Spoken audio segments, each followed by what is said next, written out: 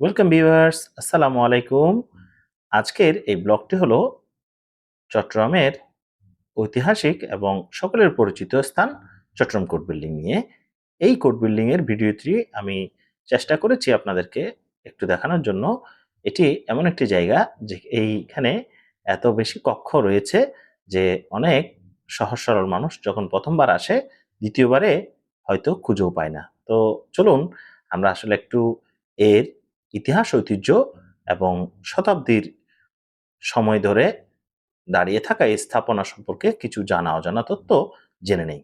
আমরা গুগল থেকে এবং বিভিন্ন তথ্য থেকে যা পেয়েছি আপনাদের সাথে শেয়ার করছি এবং সাথে সাথে আমি এ এই ভিডিওটি আপনাদের জন্য ধারণ করলাম। এখানে এটি আসলে পাহাড়ি এলাকা, যেখানে আমি উঠছি আপনারা দেখতে পাচ্ছেন। প্রথমেই আইনজীবী ভবন, অ্যানেক্স ভবন, যেগুলো আইনজীবীদের সম্মানিত আইনজীবীদের জন্য বিভিন্ন তাদের চেম্বার রয়েছে এবং শুরুতেই একটি মসজিদ রয়েছে, যেটি কোর্ট বিল্ডিং মসজিদ নামে আমরা চিনে থাকি, পরিচিত। আমরা অনেক সময়ই এখানে নামাজ আদায় করে থাকি। তো চলুন এর সম্পর্কে কিছু তথ্য জানি এবং দেখতে থাকি এই ভিডিওতে। আসলে পুরো কোর্ট বিল্ডিং এর সমস্ত কক্ষ দেখার হয়তো ব্যবস্থা হবে না। আমি কিছু কিছু তথ্য আপনাদেরকে দেওয়ার চেষ্টা করব, যেখান থেকে হয়তো কেউ কেউ উপকৃত হতে পারেন।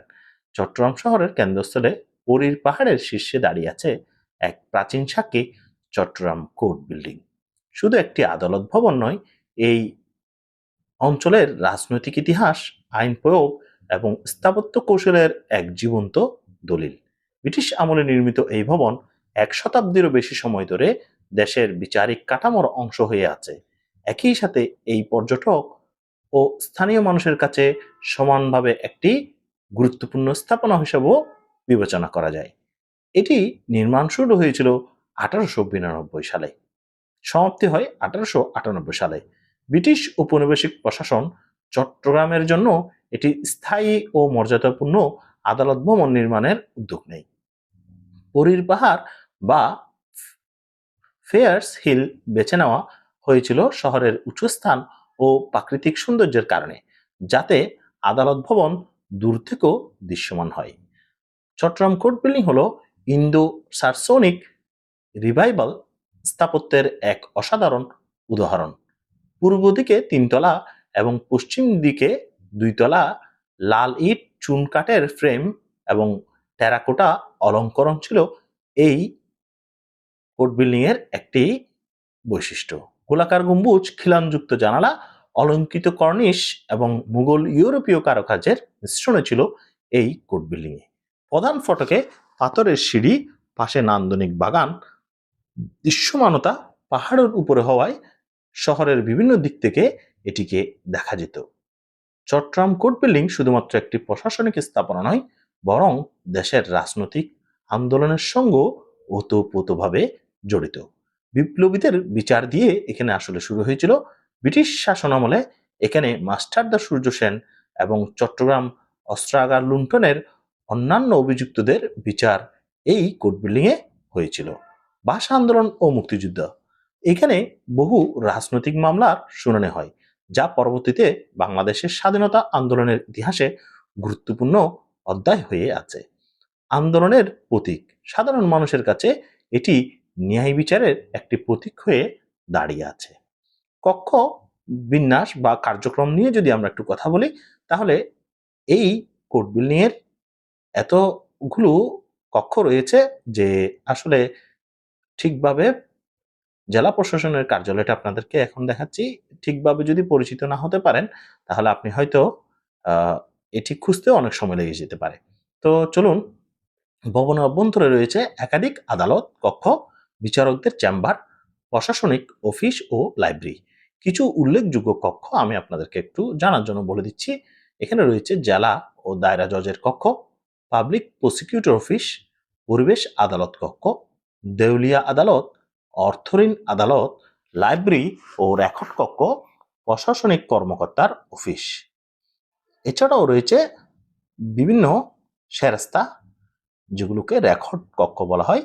কনফারেন্স রুম রয়েছে, যেখানে বিচারক এবং আইনজীবীরা বিভিন্ন সময়ে বিভিন্ন বিষয় নিয়ে পরামর্শ ও কথা বলে থাকে। 2004 সালে এর 5 সাল এবং 4 সালে প্রাথমিক সংস্কারের কাজ শুরু হয়, কিন্তু কিছুটা বিলম্বিত হলে 2010 সালে পিছনের দিকে একটি অত্যাধুনিক 4 তলা ভবন নির্মিত হয়, যাতে নতুন আদালত কক্ষ ও আধুনিক সুবিধা যুক্ত হয়। বর্তমানে পুরনো ভবনের ঐতিহাসিক রূপ সংরক্ষণ করে অভ্যন্তরীণ অংশে প্রযুক্তি ও নতুন আসবাবপত্র যুক্ত করা হয়েছে। পাহাড়ের চূড়ায় অবস্থিত হওয়ায় এখান থেকে চট্টগ্রাম শহরের মনোমুগ্ধকর দৃশ্য দেখা যায়। চারপাশে গাছপালা, সবুজ ঘাস ও বাগান, পথের পাথরের পথ ও সিঁড়ি, ছায়াঘেরা বিশ্রাম স্থান। যদিও এখানের এত সুন্দর প্রকৃতি হলেও যারা এখানে পার- বিচার প্রার্থী হয়ে আসে কিংবা এখানের ভোগান্তির কথাও কিন্তু একেবারে কম নয়। এবং আপনাদেরকে একটু যদি দেওয়ালে দেওয়ালে কিছু বিষয় লেখা রয়েছে সেগুলো দেখাই। সেখানেও বলা হয় যে কোর্টে এসে আপনার সময় এবং আপনাদের নিজেদের মধ্যে একটি সমঝোতা করে যদি মামলাকে বা আপনার উদ্ভাবিত সমস্যা সমাধান করা যায়, সেটাই শ্রেয়। সেখানে অনেক জায়গায় আপনারা দেখতে পাবেন যে একটি মীমাংসার ক্ষেত্রে কি কি ব্যবস্থা করা দরকার, কিংবা একটি আপোষ আপোষ করার জন্য সবসময় বলা হয়ে থাকে একজনের সাথে যাতে কোনো ধরনের আইনের কাছে যেমন আসবে, একটি মীমাংসা করার জন্য, অর্থাৎ কোর্ট বিল্ডিংটা হচ্ছে আসলে এখানে সর্বোত্তম চেষ্টা করা হয় একজনের মাঝে মীমাংসা কিংবা আপোষ সৃষ্টি করার জন্য। তো প্রিয় দর্শকবৃন্দ, আপনারা দেখতে পাচ্ছেন এখানে খাবারের জন্য কিন্তু ভালো ব্যবস্থা আছে। এই কোর্ট বিল্ডিং এ কিন্তু আপনি অনেক ক্লান্ত হয়ে যাওয়ার পরে আপনার এসে এখানে খাওয়ারও খাচ্ছে অনেকে। তো এখানে যেমন অনেক দুঃখ এবং অনেক ধরনের ভালো ছবি যেমন হয়, তেমনি এখানে অনেক কষ্টের ঘটনাও মানুষের ঘটে যায়। পাশাপাশি এখানে কিন্তু একটি ডাকঘর রয়েছে, যেখান থেকে বিভিন্ন সময়ে সমন কিংবা অনেক ধরনের নোটিশগুলো এখান থেকে পাঠানো হয়।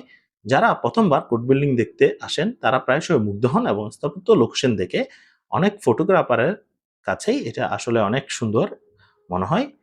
তো ইন্ডো-সার্সনিক রিভাইভাল যেই প্রযুক্তি সেটা দিয়েই, এবং এইখান থেকে আপনাদেরকে যেটি দেখাচ্ছি সেটা হচ্ছে আসলে পরীর আ একটি পরীর দিঘিও ছিল বলে ধারণা করা হয়, এবং এটিকে পরীর পাহাড় বলে আ পরিচিত। জেলা ও দায়রা জজ আদালত, অন্যান্য আদালতগুলো এখানে রয়েছে।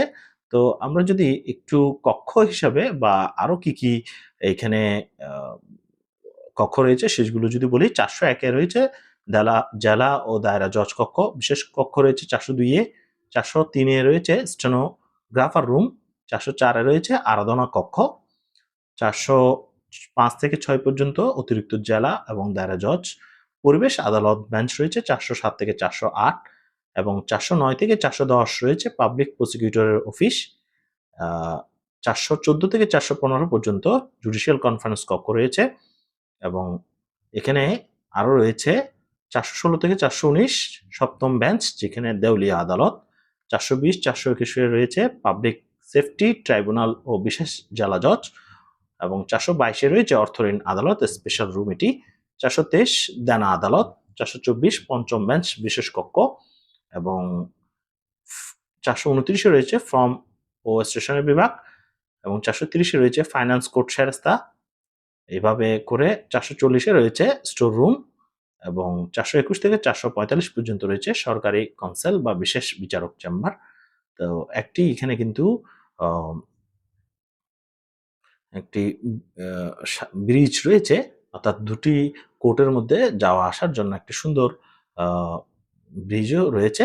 এই ব্রিজ দিয়ে অনেক সম্মানিত আইনজীবীরা চলাফেরা করে, বা যারা বিচার প্রার্থী বিভিন্ন আ বিষয় নিয়ে যারা বিচারের আদালতে বিচার প্রার্থী হয়ে আসে তারা এটি ব্যবহার করে থাকে। তো আপনাদেরকে পুরো ভিডিওর মধ্যে আসলে একটু করে দেখাতে চেষ্টা করলাম। আসলে এই বিল্ডিংটি বা এই কোর্ট বিল্ডিংটি অনেক বিশাল। এই অল্প সময়ের ভিতরে হয়তো সব আ কিছু একেবারে আসা সম্ভব নয়। তারপরেও আমি চেষ্টা করেছি যে যতটুকুন আমি হেঁটে এসেছি এই পুরো ভিডিওর ভিতরেই এই জায়গাটির আ বিভিন্ন তথ্য এবং এখানে অগ্নেয়াস্ত্র বিভাগ থেকে শুরু করে বিভিন্ন ধরনের বিভাগ রয়েছে, অর্থাৎ আপনার সংশ্লিষ্ট যে কাজ সেই বিভাগে আপনাকে গিয়ে যোগাযোগ করতে হতে পারে। এবং এখানে কিন্তু জায়গার যে রেজিস্ট্রি অফিসটিও কিন্তু এখানে কোর্ট বিল্ডিং এর পাশেই রয়েছে। তো রেজিস্ট্রি অফিসটি হচ্ছে কোর্ট বিল্ডিং এর ঠিক শুরুতে, অর্থাৎ সোনালী ব্যাংকের অপোজিটে। এখানে একটি ব্যাংক রয়েছে এবং বিভিন্ন ধরনের ফর্সা নিয়ে কিন্তু এখানে অনেক কিছু বিক্রিও করা হয়। একেবারে না পাওয়া জিনিসগুলোও কিন্তু আপনি এই কোর্ট বিল্ডিং এলাকায় আসলেই পেয়ে যাবেন। তো এবং সাথে সাথে এই বিল্ডিংকে একটু যেহেতু কালার লাল, সেজন্য বলা হয় লাল বিল্ডিং বা কোর্ট বিল্ডিং।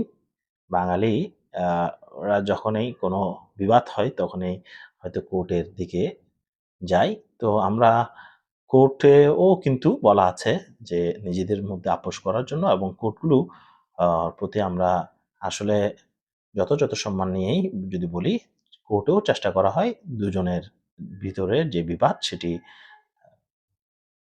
সুরাহা করার জন্য। আমরা যারা বিচার প্রার্থী থাকি তারাও যদি সকলেই একটু সহনশীল হই, তাহলে হয়তোবা আপোষ এবং নিষ্পত্তি কোর্টের মধ্য দিয়ে হোক বা নিজেদের গ্রাম্য আদালতের মধ্য দিয়েও অনেক সময় হয়। এখানে দলিল লেখকদেরও একটি সমিতি রয়েছে। তো এই ছিল এই ভিডিওর মধ্যে যতটুকু আমি পেরেছি আপনাদের জন্য। আজকের ভিডিওটি কেমন লেগেছে? একটি লং ভিডিও ছিল, যারা সম্পূর্ণ ভিডিও দেখেছেন তাদের জন্য অনেক অনেক ধন্যবাদ। ভালো লাগলে অবশ্যই শেয়ার করে দিতে ভুলবেন না এবং লাইক করবেন, কমেন্ট করবেন কারা কোন আদালতে গিয়েছেন, যাদের অভিজ্ঞতা রয়েছে তারা অবশ্যই জানাবেন। এবং এখানে কিন্তু অনেক ধরনের সহযোগিতার জন্য এবং অনেক ধরনের কোর্টের অনেকগুলো আইনজীবী রয়েছে, তাদেরকে আমরা হয়তো জানি। তো আজকের ভিডিওটি কেমন লেগেছে জানাবেন। আমরা আজকের ভিডিও এখানেই শেষ করছি। ভালো লাগলে জানাবেন। ধন্যবাদ সবাইকে।